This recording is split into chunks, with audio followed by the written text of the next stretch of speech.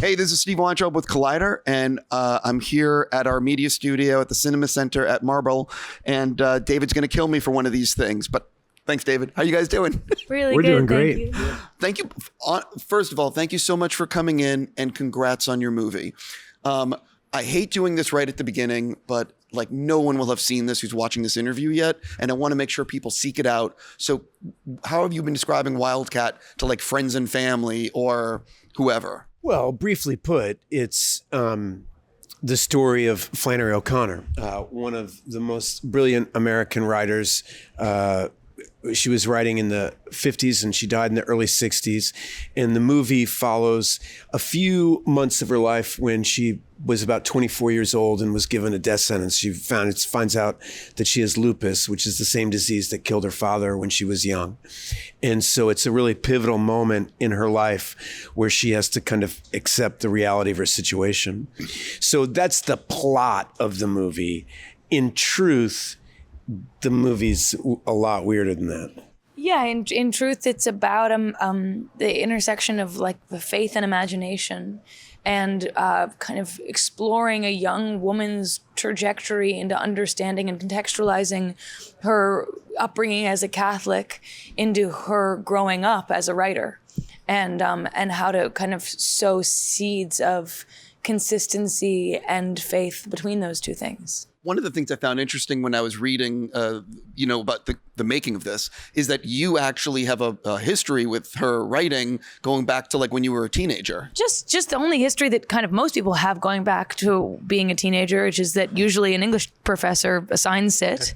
And so it's the ordinary history. But I guess the only less ordinary thing is that I had a dad who I thought would really like her prayer journal, which is kind of a inner monologue, her addressing God as she tries to contextualize how ambitious she is with how much she wants to be a good Catholic. And that was really interesting to me as a young person, especially because she had such big dreams and so much self-doubt, for different reasons than I had, but I related to it and connected to it.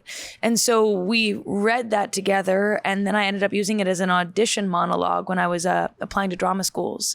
And then kind of just kept wanting to play this character. And eventually this film came together through a variety of not that interesting, but to talk about, but at the time, very surprising and interesting ways. What is interesting is that, I comment, I've been acting for 30 years or so, and I've learned that when an actor has a real passion for a part, for a character, when there's something inside them that they really want to communicate, it's really smart to hitch your wagons to that horse, because that kind of passion can make something beautiful. You can build around that. And Maya's love of Flannery O'Connor and how challenging a person she was. And she also brings up so many interesting questions that are worth exploring. So we have lots of ideas of things we want to do. I'm frankly as surprised as anybody else that this one actually happened. Yeah. You dream of making lots of different things, and it's kind of up to the universe to decide which doors open and which ones close. It's funny. It feels like you can have 5 things you're working on, and one seems like an obvious yes, and one seems like, well, that'll never happen, but it's fun to talk about. But you never know what the universe is gonna make possible. Yeah, I've spoken to a lot of filmmakers, and one of the reasons why they attach themselves to 5 or 8 different things is because and huge name directors, because they don't know what's going to be the thing that goes. You really don't know. And the truth is, almost any story could be great if told the right way. One of my favorite Flannery O'Connor lines is that every writer, any human being who lives to around the age of 8 has more than enough material for a lifetime. It's just, whatever is happening, you could write a great novel about the Collider set here if you were observant enough. I don't think I'm smart enough, but yes, you're right. We probably could do some. Well, yeah, if you mixed in the element, good sketch comedy. You could do something cool. If we introduce the element of of directors and actors and what it's like behind the scenes, but it could be a little too inside baseball unless there is. I love inside baseball. Like Moby Dick is inside baseball, right? You can do great work from inside baseball. I will remember this, and when I put it together, the 2 of you are getting a phone call. Okay, very good. Right. We accept. If you do not mind. Yeah. But one of the things I found so interesting is the way you told this this story and using her stories and having people play multiple characters, non-linear storytelling. Can you sort of talk about the narrative structure of how you wanted to tell the story? Yeah, I really believe, I believe that it's an old ancient idea that thought leads action. Everything in this room happened first in our heads. It has to be dreamed of before anything exists. So in a lot of ways, people always think, oh, your dreams, your imagination, that's not real. But in many ways, it is real. And I had this experience when Maya had the idea of making a movie about Flannery O'Connor. I was like, all right, I had read a bunch of her when I was younger, but I just spent the summer and I read her entire works. And I started to see her arise from her own writing. And I thought I just could picture this woman.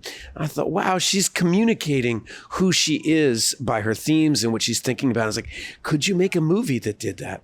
And how exciting that would be as an actor, that we all have different aspects of ourself. People like to say, he's this way or she's that way or this person's that. Well, they are that way in that context, And I thought, wouldn't it be an exciting part to give Maya to play all the different or many different aspects of Flannery O'Connor, not just one characterization, but to create a three-dimensional portrait of a young woman by showing all the different ways that she could be. And I thought, wow, if that was well executed, that would be a movie worth seeing. And that's where it all came from. I definitely have to ask you, you've been directed by very talented people, but what is it like when your dad is giving you direction and maybe you're not delivering exactly what he wants? It's funny. When we started this project, both of our friends came up to us and were like, oh, are you nervous to work with your daughter? Are you nervous to work with your dad? So persistently that we started to get nervous. We weren't nervous about that aspect. And I think a big part of it is that a collaborative dynamic is one we've had my whole life. I was about to say our whole lives, and then I remembered I wasn't there for the first half of yours. But my whole life, and so working together, helping me do audition tapes, helping me with my Juilliard audition, doing play readings together, reading out loud, writing poems, and working together and being in a dynamic of understanding that we were learning from each other and growing and finding the truth between the two different opinions that we're communicating is what we've done our whole life. So my dad giving me a note felt better than anybody else ever giving me a note because I believe that he thinks I'm worthwhile. And that's the scary thing when you're working with someone is, do I trust their note? Do I think that they know what's good? And do they think I'm garbage? How bad is this going to make me feel about myself? And I'd really trust that he knows what's good in terms of acting, both because he's really good and has been teaching me things my whole life. And I also... this is such a long answer that was unnecessary that I'm realizing halfway through. It's actually really good. And I also like know because it's complimentary of me. It is, yeah. But I also know that he likes me. And so if he would give me a note, it didn't make me worry that he had regretted hiring me. There's so many things I want to say to that. One is that one of the great wonderful things about getting older, and you hear as a young person your whole life that there's this mentor-student relationship that happens. And obviously I've had mentors. What I didn't know is how wonderful it when you are the alleged mentor, how much you're learning from the younger person. I didn't know that. You're learning, how to communicate what you've learned and put it into words. And you're also absorbing their fire, their passion, their integrity, their enthusiasm, these really valuable things that get lost along the way. So the two of us felt like it was a great dynamic for us. We knew that to be blessed as a father and daughter to get to have an at-bat, a chance to make meaningful, substantive work together, we had to work the hardest we've ever worked. That was a luxury. There's a target on your back when you do that. Why do you get to work with your family, So you have to try at least to do the best you possibly can. And I sensed it from Maya. Maya was the first there, the last to leave. She was working so hard. She was helping me reach out to actors, helping us rehearse, and Laura Linney is a huge part of this dynamic too, that she's not here today, but she was a pivot point that we both built around. Yeah, she's kind of good. She's kind of good. She's kind of good. She has a future, I think. Yeah. Because of my direction. I think she had some breakthroughs. Yeah. You know what I mean? I really guided her to... Working with me. Yeah. I think really inspired her. Yeah. That is 100% true, without a doubt. So I love talking about the editing room because it's where it all comes together. So how did the film change in the editing room in ways that perhaps you weren't expecting? And did you ever want to visit the editing room to see which takes he was going to use? Or were you sort of like, I don't want to see it till there's a cut that he's happy with? I've been sitting with the dream of this project for so long that being a part of bringing it into reality in that editing way, like when I came and saw an early cut, I was like, ooh, I want to see it when it's done. Like I felt so vulnerable in that process because I put so much of myself into it. And I love the movie so much now, but I wanted the director to shape the movie.